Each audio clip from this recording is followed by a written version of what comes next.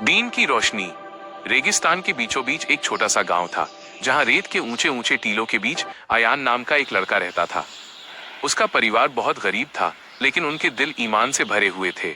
हर सुबह फजर की नमाज के लिए अयान अपने पिता के साथ मस्जिद जाता और कुरान की आयतें सुनकर उसका दिल सुकून से भर जाता। एक दिन पास के शहर से एक अमीर और घमंडी कबीला गांव में आया। उनका नेता आमिर था, जो सोने, दौलत और अपने बुतों मूर्तियों पर बहुत घमंड करता था। उसने गांव वालों से हंसकर कहा, तुम्हारा अल्लाह कहाँ है? उसे कभी देखा है? हमारे बुत हमें धन और ताकत देते हैं, तुम्हारे अल्लाह ने तुम्हें क्या दिया?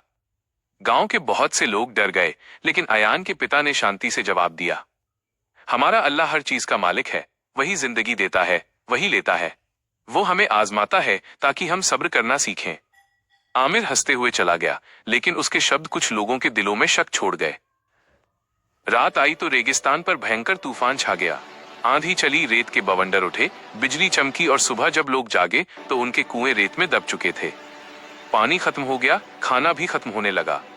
लोग घबराने लगे और कुछ कहने लगे, शायद आमिर सही कहता था, हमारा अल्लाह कहाँ है? लेकिन अयान ने उम्मीद नहीं छोड़ी। उसने कहा, अल्लाह हमें कभी नहीं छोड़ता, वो हमें परखता है ताकि देखे कि कौन सच्चा मोमिन है। उसने कुछ दोस्तों को साथ लिया और कुएं से रेत हटाने लगा। 2 दिन तक वे धूप में पसीना बहाते रहे, दुआ करते रहे। तीसरे दिन सुबह जब सूरज लाल रेत पर चमका तो उन्हें कुएं से ठंडा मीठा पानी मिला। पूरा गांव खुशी से झूम उठा, ये अल्लाह की करामत थी। जब ये खबर आमिर तक पहुंची, वो गुस्से और हैरानी से गांव आया। उसने पूछा, ये कैसे मुमकिन है? जहां पानी नहीं था, वहां तुमने पानी कैसे निकाला? अयान मुस्कराकर बोला, अल्लाह ने हमें पानी दिया क्योंकि हमने सब्र और यकीन नहीं छोड़ा। आमिर कुछ नहीं बोला, लेकिन उस रात वो सो नहीं पाया। उसके पास सब कुछ था, सोना, ताकत, दौलत, मगर सुकून नहीं था। उसे अयान की आंखों में दिखी शांति याद आई। अगले दिन वो अकेला मस्जिद आया और फज्र की नमाज के वक्त अयान और उसके पिता को देखता रहा। जब नमाज खत्म हुई, उसने धीमी आवाज में पूछा, तुम्हारा अल्लाह कौन है जो तुम्हें इतनी शांति देता है? अयान के पिता बोले, वही एक है जिसने आसमान, जमीन और हर रेत के जर्रे को बनाया।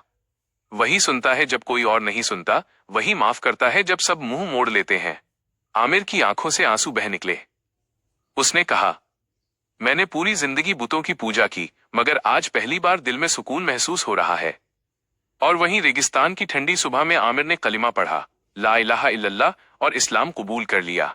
धीरे धीरे उसका पूरा कबीला भी बदल गया। अब वो गांव ईमान, दया और सच्चाई की मिसाल बन गया। सालों बाद जब अयान बूढ़ा हुआ, लोग उससे पूछते, हमारा गांव